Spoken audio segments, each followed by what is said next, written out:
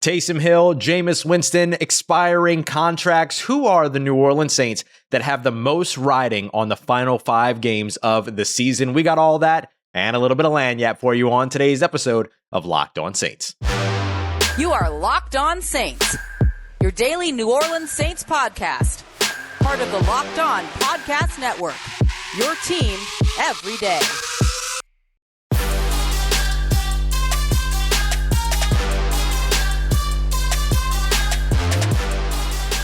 What is good, Who Dat Nation and Who Dat family? Welcome into another episode of Locked On Saints, your daily podcast covering the New Orleans Saints, part of the Locked On Podcast Network, your team every day. Thanks as always for making Locked On Saints your first listen of the day every day. Don't forget we're free and available on all platforms, including on YouTube as well. And I, of course, am your host, Ross Jackson, at Ross Jackson Nola on Twitter, Canal Street Chronicles, Tuesdays on Locked On NFL, and here with you every single Monday through Friday and then some on Locked On Saints. And on today's episode of Locked On Saints, I want to dive into the New Orleans Saints. I don't want to just say the players here, but let's just say the New Orleans Saints that have the most riding on the rest of this NFL season. And I want to start this list off with quarterbacks. And we'll start off with Taysom Hill, but there's another quarterback that's impacted by the rest of this season. And it's not Trevor Siemian, it's not Ian Book, but of course, it's Jameis Winston. Both of these quarterbacks have a lot riding on the last 5 games of the season. Now, we did get reports over the course of the weekend that Taysom Hill is dealing with a mallet finger injury, the same injury or a similar injury to what Russell Wilson suffered earlier on this season that led to him missing 3 games. Taysom Hill, however, looks like he's going to avoid surgery at this time, which is good news for him, and he's going to try to play through it. We'll see how successful that really is. But if he gets out on to the field, don't forget that this is still an evaluation of Taysom Hill as the potential quarterback of the future for the New Orleans Saints. And his first opportunity didn't work out very well. 4 interceptions in that game, first 4 interception game for the New Orleans Saints since 2012. 3 interceptions in the fourth quarter, including 3 of them coming on 3 straight possessions. Now, the finger might have had something to do with that, but if you can't throw the ball, should you be out on the field? There are some questions to be asked there. But when it comes down to it, these last 5 games of the season could say a lot about Taysom Hill's chances of reaching that star quarterback or starting quarterback spot for the New Orleans Saints. And that might be elevated in terms of its importance by the fact that he also has a hybrid contract that could guarantee him up to what is truly $54 million more. But let's say, for the sake of argument, $55 million more if he were to become the Saints starting quarterback. Now, remember, I give that caveat because $1 million is tied up in incentives this year that aren't reachable, right? 3,250 passing yards in addition to 25 passing touchdowns and 600 rushing yards. Like, there's all these metrics that he would have to hit that are just not possible to hit within 6 games, right? So it's really $54 million, but that's still a lot of money for a guy like Taysom Hill to at least get the opportunity at all of that. And don't forget, he's guaranteed $22.5 million no matter what role he plays, but that third point being the role that he plays moving forward could be decided or at least heavily influenced by the end of this season, right? Because either way, depending upon what the New Orleans Saints quarterback makeup in terms of, what that quarterback room makeup looks like going into next season, he might get an opportunity to compete over the offseason, but decisions, things like that could be influenced by how well or not well these last few games go. And all of that also impacts Jameis Winston. Jameis Winston, of course, out right now with an ACL injury, avoided damage to the MCL, which is good news for him. Seems that he had very successful surgery already, so we'll see what his recovery time looks like and if he earns another contract and another opportunity with the New Orleans Saints, which I think he deserves, and I think they should go out and bring him back. But, it depends on what else happens at the position, right? There's all these other conversations out there. Do the Saints go after Russell Wilson? Do they go after a draft quarterback? Which the draft stock, the sort of group of quarterbacks in the draft this year, not great, not really a consensus number 1 selection in this draft class at the quarterback position like we've seen in most years when it comes to the position. I just don't feel very confident that you can go into this draft class and say we got a quarterback of the future for any NFL franchise, let alone the New Orleans Saints that expect a lot from that quarterback spot. So I think Jameis Winston returning makes a lot of sense, but who knows what kind of interest he's going to get elsewhere. If he's going to get interest elsewhere because of the ACL tear, ACLs aren't the, career ender that they used to be at all. We've seen several players come back from those. So these next few games may put the New Orleans Saints in a situation to where, if they struggle to win more games by the end of the season, then you can't help but look at it and say they went 5-2 with one quarterback, and then they went, 0-5 with another, or 0-4 with another, and then whatever with a third that ends up happening with Taysom Hill. And I think that, look, there's a lot of different pieces to that, right? There's a lot of players that have been missing. Alvin Kamara has been out. Offensive line was hurt. Offensive line was hurt when Jameis was there too. But I do think that it impacts a little bit in terms of your decision making as a franchise because of how elevated the quarterback position is, right? We might look at it and make, a bunch of different excuses about this, that, and the other, but the organization, the NFL, is going to look at it in a different way, especially at the quarterback position where everything is under a microscope and everything is so important. So the rest of the season, even with Jameis Winston not being able to be out on the field, could impact Jameis Winston's future for better or for worse, depending upon how you look at it. So I think both of these quarterbacks have a lot rolling around right now when it comes to Taysom Hill's play. Will Taysom Hill even play the rest of the season? We'll find out. What's going to happen with the finger, we'll see. It doesn't look like he's getting surgery at this time, so we'll see if he's healthy enough to get back out on the field against the Jets.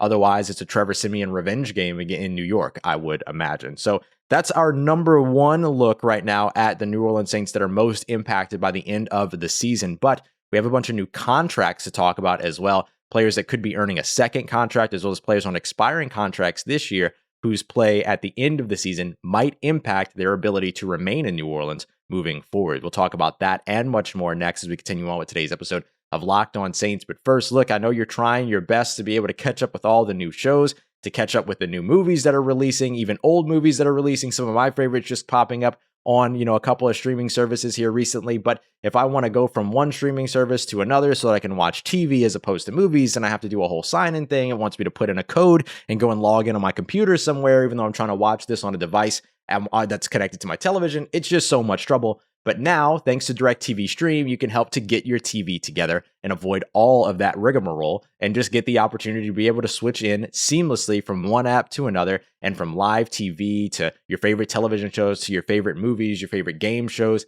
everything. And you can stop using your brothers, cousins, uncles. I guess they're both their uncle. Doesn't matter. You can stop using everybody's login that's not yours and fighting about who's logging in when, and then they change the password without telling you, and there's an awkward phone call. Yeah, you ain't got to worry about any of that anymore because you got DirecTV Stream. So go and check it out. Allows you to be able to get all of your TV together. Go and check them out and get more information at directtv.com, directtv.com. Compatible device is required and content varies by package. All right, family, continuing on with today's episode of Locked On Saints. Thanks as always for making us your first listen of the day. Don't forget to support the rest of our Louisiana sports team, Locked On LSU with Matt Moscona, as well as Locked On Pelicans with Jake Madison. Now, as we continue on with today's episode, we're kind of doing something a little fun here, and then we're going to get back to our usual Analytics Tuesday rhythm, take a look at Thursday night's loss to the Cowboys by the numbers and how it potentially impacts moving forward up against the New York Jets. Wednesday, we'll get into film watch as well and break things down by position, quarterback, offensive line, running back, so on and so forth, and then into the rest of our week. But we got an extra day here with the Thursday game, so I wanted to kind of take a look and contextualize how important the end of the season is for a certain number of players. And the end of the season could potentially impact the players that you do or don't see next season, including some fan favorite names and some not so fan favorite names as well. So I want to start off with new contracts for potential players on expiring contracts. So we look at, I'm going to highlight 4 players in particular. Tre'Quan Smith, who could be looking for a second contract.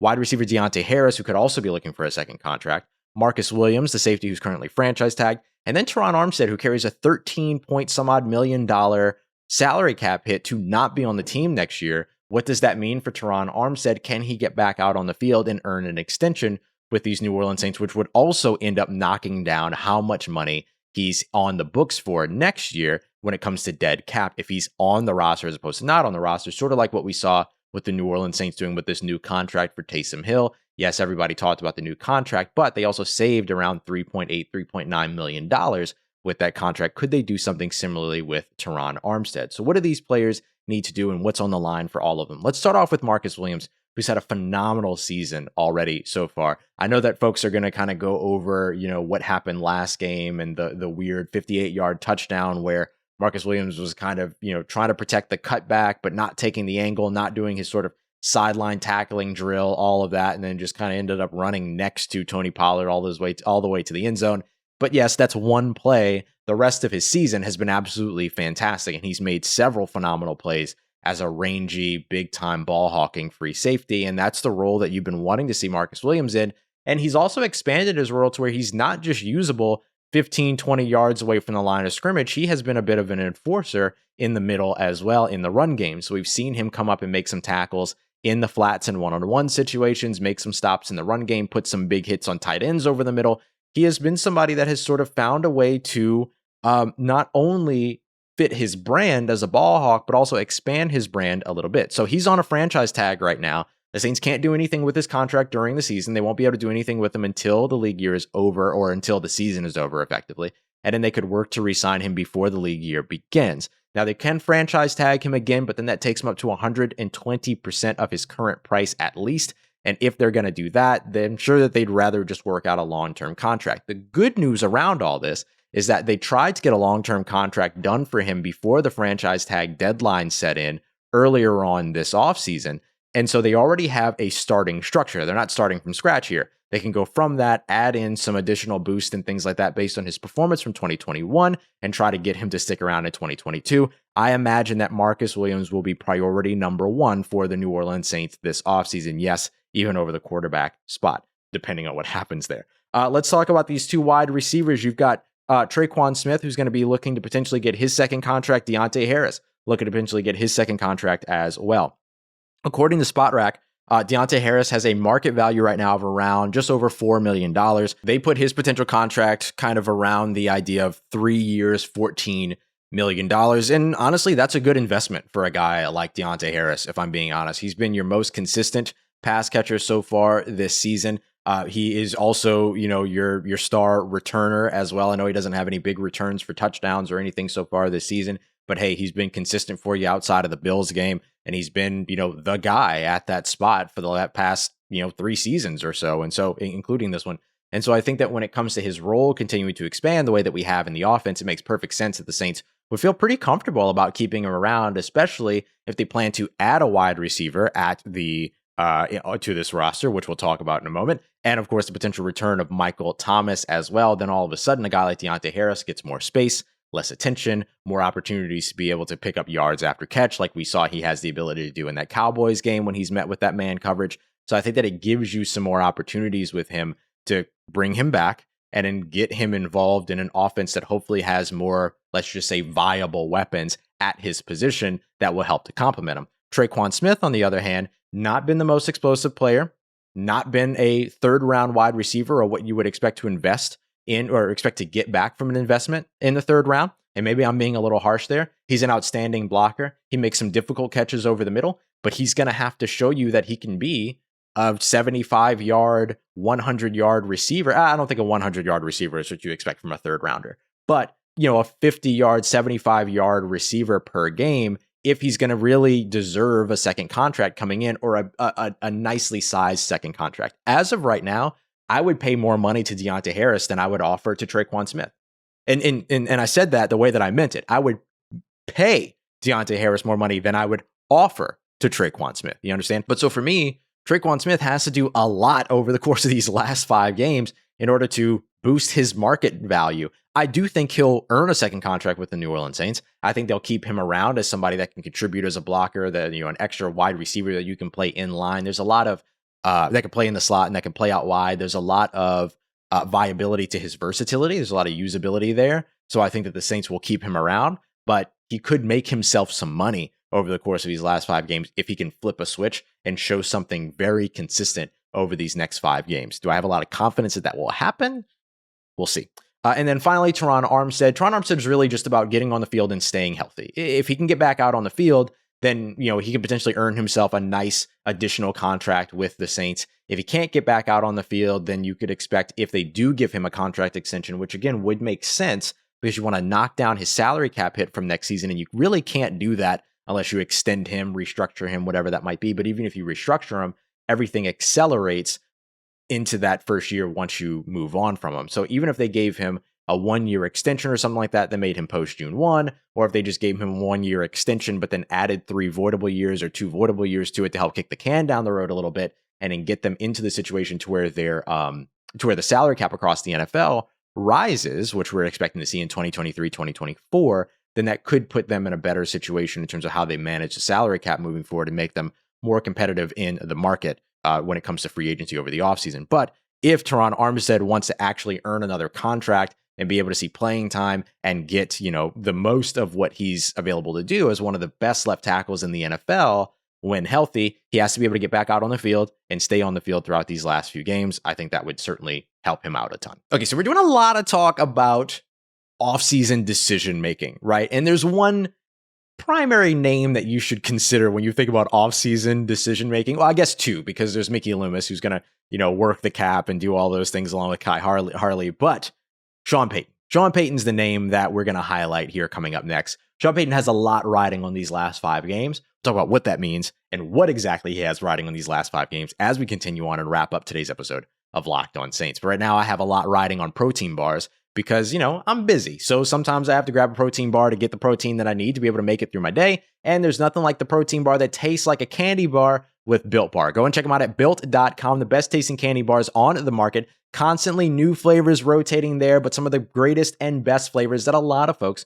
are very passionate about when it comes to their favorite players. You're a mint brownie person, or favorite flavors. Are you a mint brownie person? Or are you a cookies and cream person? Do you like fruit and chocolate? They have you covered there because all of their bars are covered in 100% real chocolate. So go and check them out. And don't forget to use the promo code LOCKED15, LOCKED15, so you can get 15% off of your next order. Doesn't matter if it's your first or your next, you're going to get 15% off with the promo code LOCKED15 at built.com. And if you want more riding on this weekend set of matchups, don't forget to check out our friends over at betonline.ag, as well as for the Monday Night Football game as well. Feeling good about some of those spreads, over-unders, maybe want to get in on some weekly specials like player props, things like that. You can go and check them all out over at betonline.ag. And if you don't want to bet on the NFL because it's your favorite team, favorite players, favorite league, all that, I completely understand. You've also got a bunch of other stuff that you can do as well. The NBA, the NHL, MMA, UFC, and your favorite Vegas casino games as well. So go and check them all out and get in on that action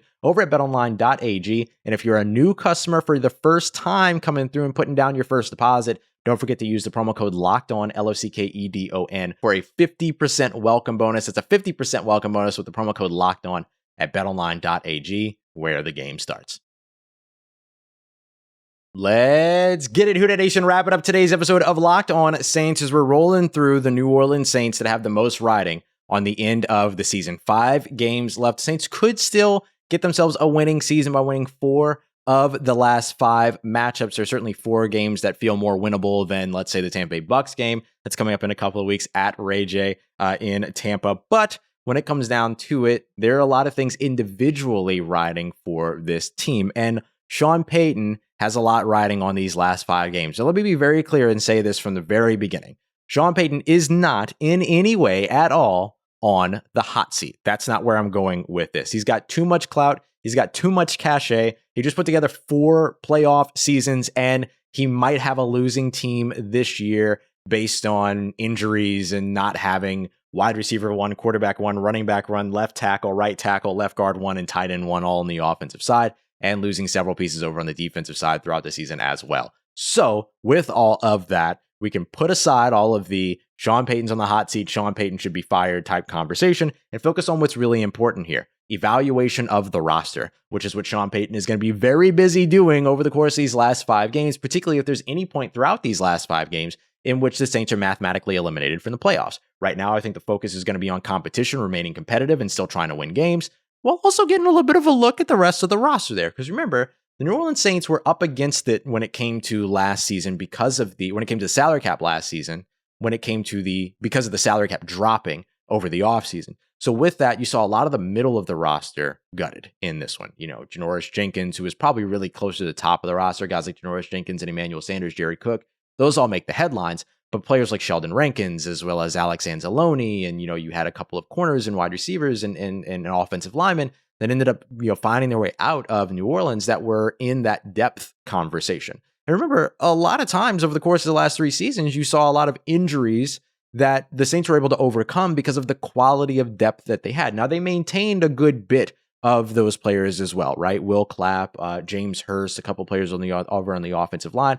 But we've seen the lack of impact when it came to those next players kind of stepping up and into positions this season. So with that, the Saints have to really pay attention, and Sean Payton, over the course of these last 5 games, about who are the can't miss pieces, the can't lose pieces, and who are the pieces that you're okay with walking away because you need to spend money elsewhere to boost the depth at certain places or potentially look at new starters at certain positions. We'll certainly be talking about that in a little bit. But also, a big piece of this also comes down to the fact that the salary cap next season is bumped up just a little bit over $208 million, which is the ceiling. So it's expected to reach the ceiling, which is going to give the Saints a little bit more breathing room, a little bit more playing space to be able to create a new roster effectively going into next season, or at least refine the roster that they have currently and expect some of the injured players to make their ways back. And it would probably help with the idea of like keeping Marcus Williams around as well, and some of the other pieces that you need to retain, like, signing a quarterback. Because again, you have Taysom Hill on the roster, and this is kind of point number 2 here. You've got Taysom Hill on the roster, but is he your quarterback of the future? Kind of hard to make that decision right now, but certainly isn't trending the right way, I'll say, for Taysom Hill. So you got to find a solution at quarterback. And if it's re-signing Jameis Winston, which again, I do think that the Saints would be wise to do, or if it's, going out and hitting the trade market, anything like that, then you get the opportunity to do that. Even if you want to bring back Trevor Siemian as a depth piece, as a clipboard holder, veteran quarterback, that's your backup kind of thing, to play kind of the Luke McCown, Chase Daniel role more than be your guy out on the field, which was never really the intention for Trevor Siemian this season, but the injuries and things like that made that happen. I think that that's also wise. And so I think that becomes a big part of it too. What do you do at the quarterback position? Who do you bring in as a starter, but also who do you bring in as the supporting cast behind that starter? If you bring back Jameis Winston, do you also bring back Trevor Siemian because they have, chemistry and communication along with Taysom Hill, and you're able to, have that quarterback room remain consistent, working together, being the guys that are on the clipboard while Jameis Winston is out there executing the offense? I think that that's a way that they could go. Do they trade for a guy like Russell Wilson and then bring in another veteran behind him to be that clipboard guy? All of that. So there's a lot of decisions to be made at the quarterback spot. And some of the evaluation process is going to be done over the course of these last 5 games. And we shouldn't pretend like it isn't. Like, it would be unwise of someone within the New Orleans Saints, like Sean Payton, to watch the quarterback play over the course of these last 5 games and not go one way or another when it comes to where they want to go with the quarterback. So anyway, I think that becomes a big part of why these final games are so important for Sean Payton as well. And then finally, I mentioned getting better at certain positions, and wide receiver has to be one of them. You have to get better at this position. There was a comment that Sean Payton made early on in the offseason, or late in the offseason before the season began, that they feel very comfortable with the players that are in that room. I think that that's true if Michael Thomas was healthy. But I think with what you've seen this year, even if you have Michael Thomas back next season, you still should be looking to bolster this wide receiver group. And so, you can look at the draft, you can look at potential free agents that might be out there. It's a little early to probably start talking about this because there's still football to be played this season. But regardless, over the course of the last 5 games, you have to give yourself an actual, real evaluation of what you have at the wide receiver position, even in addition to Michael Thomas. Do you have anybody in this offense right now that can be a number 2, a Z flanker receiver that complements Michael Thomas's role as an X receiver, that can also move outside when Michael Thomas moves inside the slot? Like, do you have anybody that can really do that and be a threat? Or are you going to be able to just key in on Michael Thomas all season like we saw, a couple of years ago? Now, obviously the Saints made that work, but when you catch 149 passes in a season, that's great work by you, but that also kind of signifies where you are within the rest of your receiver room, that you might be struggling a little bit at the position. So in the draft, guys like Chris Olave, Jahan Dotson, Garrett Wilson, if you like your Buckeyes, Tre'Quan Burks from Arkansas, there are a lot of players that could potentially come in and make an impact for this New Orleans Saints team. Are they guaranteed to do so? No. But should you roll the dice at this position? Yes, because you haven't in quite a while. Like, we shouldn't be talking about the last 2 wide receivers drafted by this team being a 3rd rounder and a 7th rounder. Got to do something at the position. Can't continue to rely on a really excellent job, even though you've done in terms of scouting undrafted wide receivers. But the bar for undrafted wide receivers is so low that it's easy to be excellent there. You have to go out there and take a shot, take a risk at the wide receiver position, whether it's in free agency or in the draft. And I think that these last 5 games are going to go a long way in proving that. And Sean Payton is going to have to kind of reconcile that and figure out how he wants to go about addressing that position along with the other team builders around him in the offseason. So, all right, y'all, don't miss tomorrow's episode as we're going to break down this loss for the New Orleans Saints to the Dallas Cowboys by the numbers on our Analytics Tuesday. We're also going to go over some takeaways to our Tuesday takeaways in this one, what you need to know that we learned last game going into the next game up against the Jets. Thanks as always for making us your first listen of the day every day. Don't forget to go and check out your second listen of the day over at Locked On Bets and win yourself some money with your boy Q and handicapping expert Lee Sterling. As always, for everything you need around the New Orleans Saints, even in between these episodes, make sure you follow me on Twitter at RossJackson, NOLA. Hit me up. Let me know how the family's doing. Let me know how you're living. Let me know how you're momming them. And trust you, that nation. I'll holla at you.